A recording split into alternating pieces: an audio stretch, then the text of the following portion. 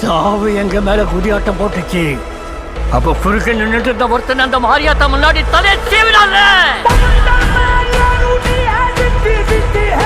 அவன் செத்த அன்னைக்கு ரொம்ப வருஷத்துக்கு அப்புறம் சாவு மேல நாங்க குதியாட்டம் போட்டோம். அவன் கத்தி வீசின வேகத்துல ஒரு புயலே உருவாகிச்சு சார். அந்த புயல் நராட்சியில் இருக்கிற ஒவ்வொருத்தருக்கும் உசுர குடத்துக்கு. உங்களுக்கு ஒரு யோசனை சொல்றேன், நீங்க மட்டும் அவன் குறுக்க போயிடாதீங்க சார்.